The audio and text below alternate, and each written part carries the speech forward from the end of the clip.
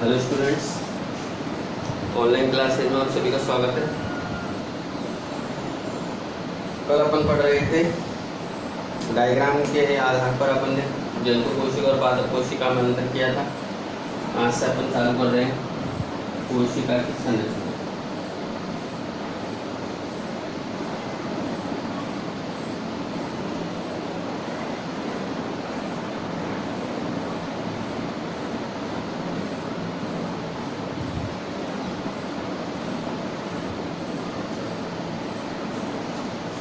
कोशिका की संरचना। कोशिका की संरचना में जो अपन अध्ययन कर रहे हैं, तो अगर अपन एक सूक्ष्मदर्शी यंत्र जो छोटी छोटी वस्तु को बड़ा करके दिखाता है, सूक्ष्मदर्शी यंत्र की सहायता से कोशिका की प्रारंभिक संरचना को देखें तो उसमें मुख्य रूप से 3 भाग दिखाई देते हैं। नंबर 1, कोशिका कला।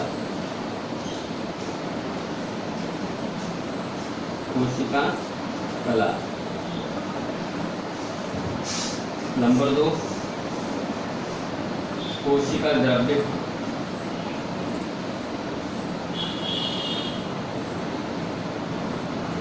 नंबर 3,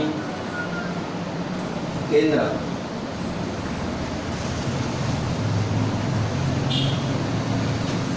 ये 3 भाग जो होते हैं, कोशिका कला, कोशिका द्रव्य और केंद्रक, ये 3 भाग हमको दिखाई देते हैं। तो इन भागों के बारे में एक एक करके अपन अध्ययन करेंगे। थोड़ा ध्यानपूर्वक देखना। सबसे पहले बात करते हैं कोशिका कला।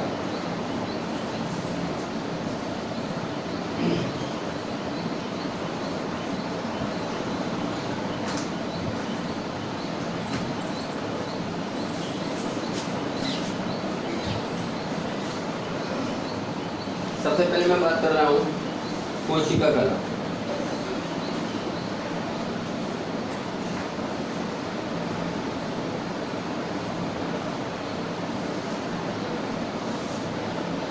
कोशिका कला को जो है चयनात्मक पारगम्य झिल्ली भी कहा जाता है। चयनात्मक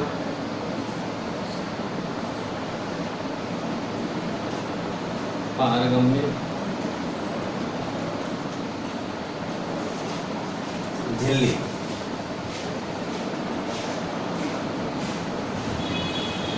सबसे पहले कोशिका कला को समझे। कोशिका कला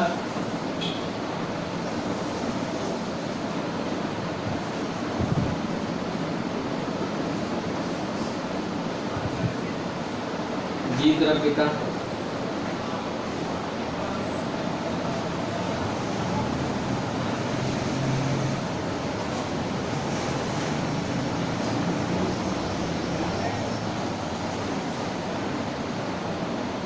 कोशिका कला जीव द्रव्य का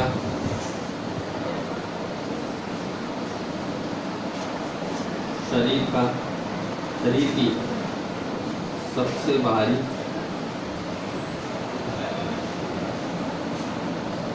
कोशिका कला जीव द्रव्य का शरीर की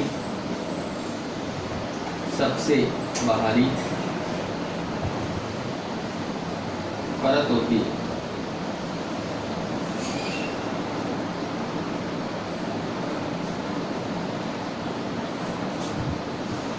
यानी कोशिका कला जीव द्रव्य को शरीर की वो सबसे भारी परत होती है जो जीव द्रव्य को इससे पृथक करती है। ध्यान देना, कोशिका कला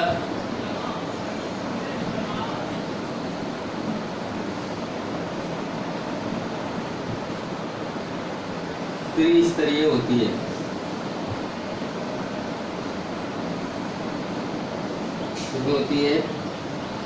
त्रिस्तरीय होती है।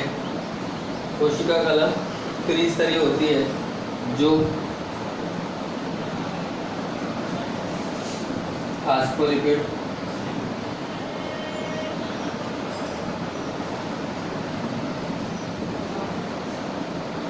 वसा,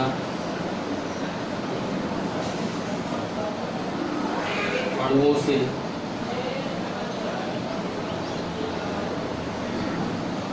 निर्मित होती है। निर्मित होती है।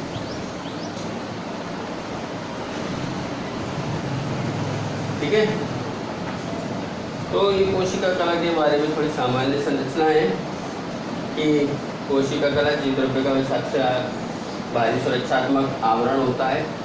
कोशिका कला त्रिस्तरीय होती है जो फास्फोलिपिड व वसा अणुओं से निर्मित होती है।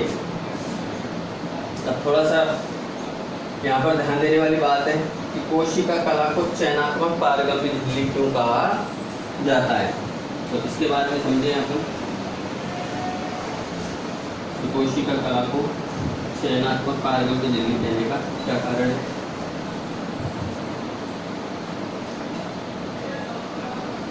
ध्यान देना, कोशिका कला शरीर की सबसे भारी सुरक्षात्मक सजीव परत होती है।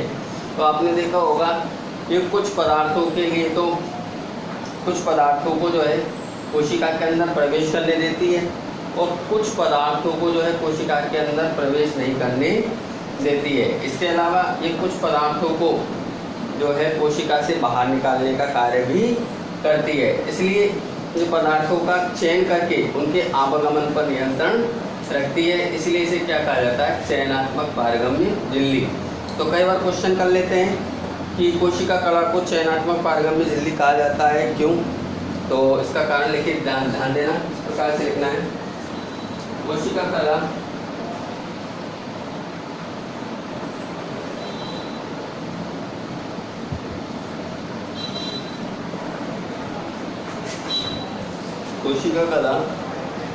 कुछ पदार्थों को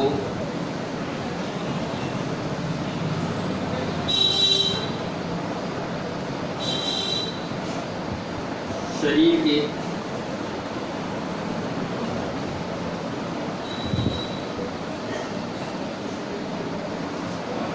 अंदर व बाहर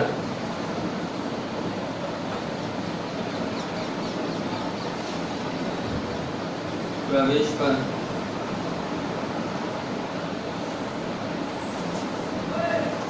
कोशिका कला कुछ पदार्थों को शरीर के अंदर व बाहर प्रवेश पर नियंत्रण रखती है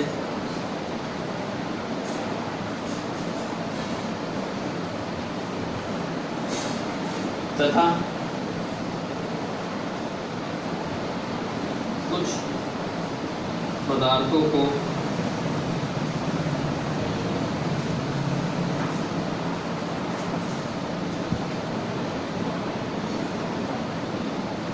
शरीर के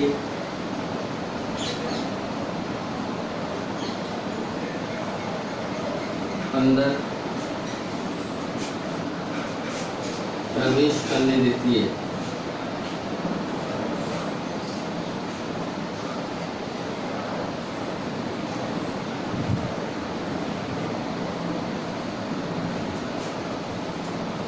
इसलिए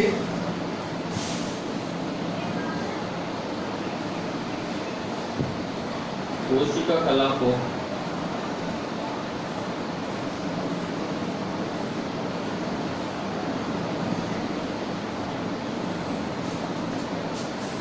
चयनात्मक पारगम्य झिल्ली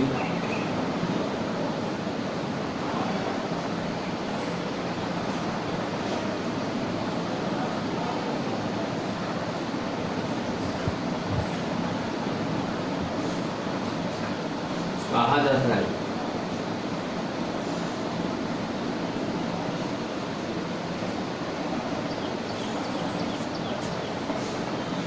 समझ में आ गई बात? कोशिका कला जो है कुछ पदार्थों को शरीर के अंदर व बाहर प्रवेश पर नियंत्रण रखती है तथा कुछ पदार्थों को शरीर के अंदर प्रवेश करने देती है। इसलिए कोशिका कला को चयनात्मक पारगम्य झिल्ली कहा जाता है, क्योंकि इन पदार्थों का चयन करके ही उसके आवागमन पर नियंत्रण रखती है।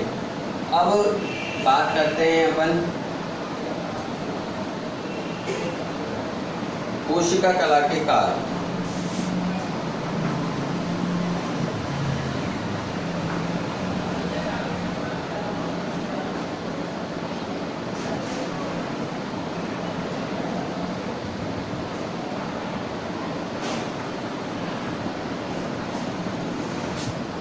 कोशिका कला के कार्य में नंबर 1 पदार्थों के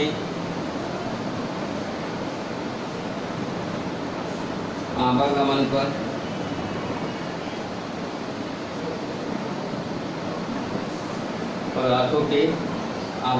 पर नियंत्रण। दूसरे नंबर का कोशिका को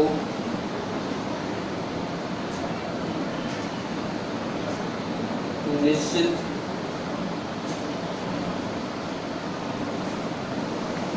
आकृति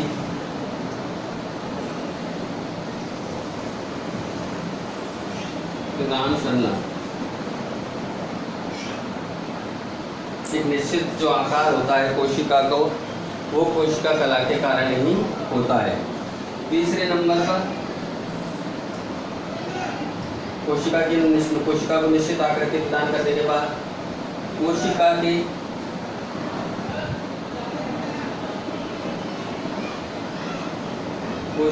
के लिए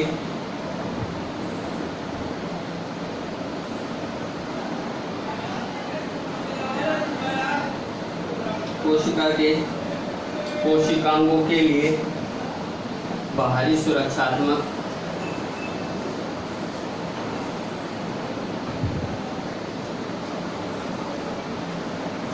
आवरण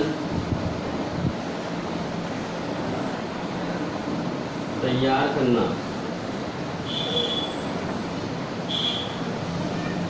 तो ये कोशिका कला के कार्य हैं। पहला कार्य में लिखा है पदार्थों के आवागमन पर नियंत्रण, दूसरा कोशिका को निश्चित आकृति प्रदान करना, तीसरा कोशिकाओं के लिए बाहरी सुरक्षात्मक आवरण तैयार करना। जिस प्रकार से जंतु कोशिका में कोशिका कला होती है, उसी प्रकार से पादप कोशिका में एक निर्जीव परत पाई जाती है जिसे कोशिका भित्ति कहा जाता है। पादप कोशिका में कोशिका भित्ति भी जो है पादपों के जो आंतरिक कोमल अंग होते हैं उनकी सुरक्षा का कार्य करती है। इसके अलावा पादप कोशिका को निश्चित आकृति व आकार प्रदान करने का कार्य करती है।